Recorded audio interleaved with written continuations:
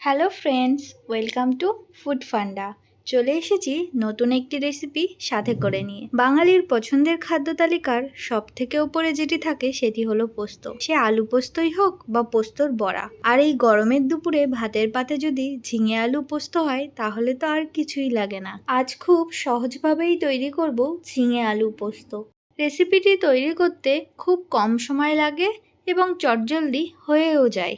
চলো তাহলে শুরু করা যাক। তার জন্য সবার প্রথমে কড়াইতে সর্ষের তেল গরম করে তার মধ্যে ফোড়নের জন্য দিয়ে দেব কালো জিরে।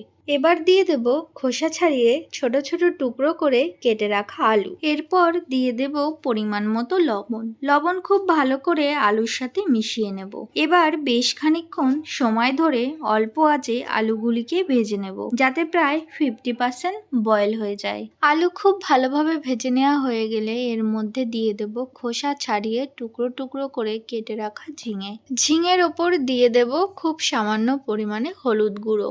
এবার আলুর সাথে ঝিঙের টুকরোগুলিকেও 2 থেকে 3 মিনিট সময় ধরে হালকা আঁচে ভেজে নেব। ঝিঙে যখন আমরা কাটবো তখন খোসা ছাড়িয়ে ধুয়ে নেব। টুকরো টুকরো করে কেটে নেওয়ার পর আর কিন্তু ধোয়া যাবে না, তাহলে ঝিঙের ভেতর জল ঢুকে যাবে, তাই কাটার আগেই ধোবো।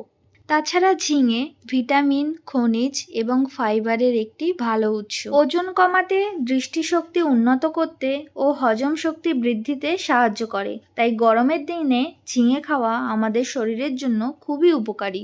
ঝিঙে ভেজে নেওয়া হয়ে গেলে এবার এর মধ্যে দিয়ে দেব সামান্য পরিমাণে জল দিয়ে বেটে রাখা পোস্ত ও কাঁচা লঙ্কা। এবার সমস্ত উপকরণের সাথে পোস্ত খুব ভালোভাবে মিশিয়ে নেব। খুব ভালো করে সমস্ত উপকরণগুলি মিশে গেলে এবার ঢাকা দিয়ে রাখবো 5 মিনিটের জন্য।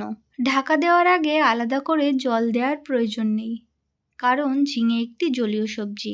এবার ঢাকা খুলে ওপর থেকে দিয়ে দেব ভাজা জিরে গুঁড়ো ও 1 চামচ সর্ষের তেল।